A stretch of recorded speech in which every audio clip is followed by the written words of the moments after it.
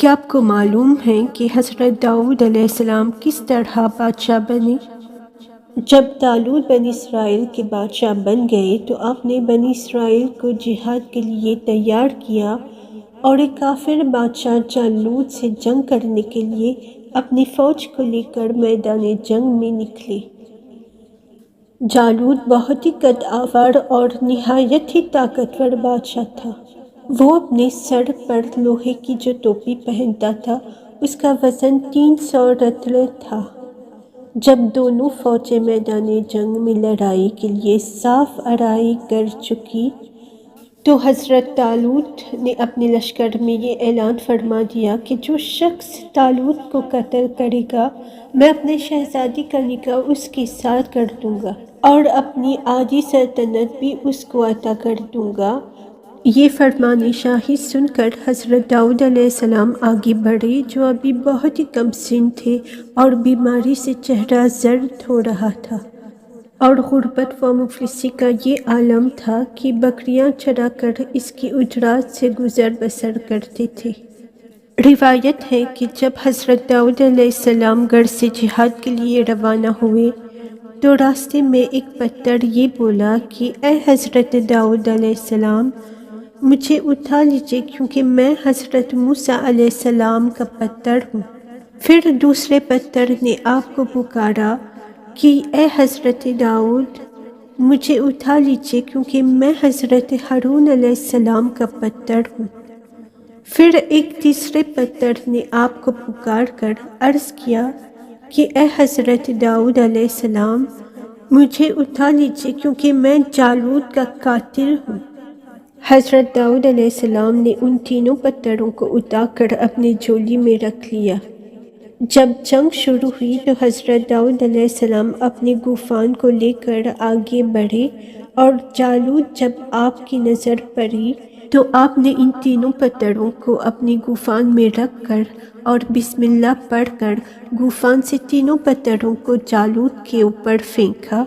اور یہ تینوں پتھر جا کر جالوت کی ناک اور کھوپڑی پر لگے اور اس کے بیچے کو فاش فاش کر کے سر کے پیچھے سے نکال کر 30 جالوتیوں کو لگے اور سب کے سب مقتول ہو کر گر پڑے۔ پھر حضرت داؤد علیہ السلام نے جالوت کی لاش کو گھسیٹتے ہوئے لا کر اپنے بادشاہ طالوت کے قدموں میں ڈال دیا۔ اس پر حضرت طالوت اور بنی اسرائیل بے حد خوش ہوئے۔ جالوت کے قتل ہو جانے سے اس کا لشکر بھاگ نکلا اور حضرت طالوت کو فتح مبین ہو گئی اور اپنے اعلان کے مطابق حضرت طالوت نے حضرت داؤد علیہ السلام کے ساتھ اپنے لڑکی کا نکاح کر دیا اور اپنی آدھی سلطنت کا ان کو سلطان بنا دیا۔ پھر پورے 40 برس کے بعد جب حضرت طالوت بادشاہ کا انتقال ہو گیا تو حضرت داؤد علیہ السلام پوری سلطنت کا بادشاہ بن گئے اور جب حضرت شمویل علیہ السلام کی وفات ہو گئی تو اللہ تعالیٰ نے حضرت داؤد علیہ السلام کو سلطنت کے ساتھ نبوت سے بھی سرفراز فرما دیا۔ آپ سے پہلے سلطنت اور نبوت دونوں اعزاز کے ساتھ کسی کو بھی نہیں ملا تھا۔ آپ پہلی شخص ہیں کہ ان دونوں اموروں پر فائز ہو کر 70 برس تک سلطنت اور نبوت دونوں منصبوں کے فرائض پورے کرتے رہے اور پھر آپ کے بعد آپ کی فرائض حضرت سلیمان علیہ السلام کو بھی اللہ تعالیٰ نے سلطنت اور نبوت دونوں مرتبوں سے سرفراز فرمایا۔ اس واقعے کا اجمالی بیان قرآن مجید کی سورہ بقرہ میں اس طرح ہے کہ اور قتل کیا داؤد نے جالوت کو اور اللہ نے اسے سلطنت اور حکمت عطا فرمائی اور اسے جو چاہا سکھایا۔ حضرت داؤد علیہ السلام نے باوجود یہ کہ عظیم سلطنت کے بادشاہ تھے مگر ساری عمر وہ اپنے ہاتھ کی دستکاری کی کمائی سے خردونوش سامان کرتے رہے۔ اللہ تعالیٰ نے آپ کو یہ معجزہ عطا فرمایا تھا کہ آپ لوہے کو ہاتھ میں لیتے تو وہ موم کی طرح نرم ہو جایا کرتا تھا اور آپ اس سے زیریں بنایا کرتے تھے اور ان کو فروخت کر کے اس رقم کو اپنا ذریعہ معاشہ بنائے ہوئے تھے۔ اور اللہ تعالیٰ نے آپ کو پرندوں کی بولی سکھا دی تھی۔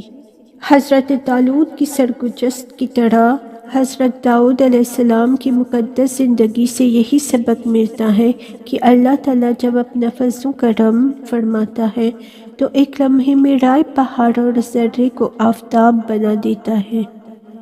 غور کرو کہ حضرت داؤد علیہ السلام ایک کم سن لڑکا تھا اور نہایت ہی مفلس اور ایک غریب باپ کے بیٹے تھے، مگر اچانک اللہ تعالیٰ نے ان کو کتنے عظیم اور بڑے بڑے مرتبہ و درجات کے اعزاز سے سرفراز فرما دیا کہ ان کے سر پر تاج شاہی رکھ کر انہیں بادشاہ بنا دیا، اور ایک بادشاہ کی شہزادی ان کے نکاح میں آئی اور پھر نبوت کا بلند مرتبہ انہیں عطا فرما دیا کہ اس سے بڑھ کر انسان کے لیے کوئی بلند مرتبہ ہو سکتا ہی نہیں۔ پھر اللہ تعالیٰ کی قدرتی قاہرہ کا جلوہ دیکھو کہ جالوت جیسے جبار اور طاقتور بادشاہ کا قاتل حضرت داؤد علیہ السلام کو بنا دیا، جو کہ ایک کم سن لڑکا اور بیمار تھے، اور وہ بھی ان کے 3 پتھروں سے قتل ہوا۔ حالانکہ جالوت کے سامنے ان چھوٹے چھوٹے پتھروں کی کوئی حقیقت نہیں تھی، جبکہ وہ 373 وزن کی فولادی ٹوپی پہنے ہوا تھا۔ مگر حقیقت تو یہ ہے کہ اللہ تعالیٰ اگر چاہے تو ایک چونٹی کو ہاتھی پر غالب کر دے، اور اللہ تعالیٰ اگر چاہے تو ہاتھی ایک چونٹی کا کچھ بھی نہیں بگاڑ سکتا۔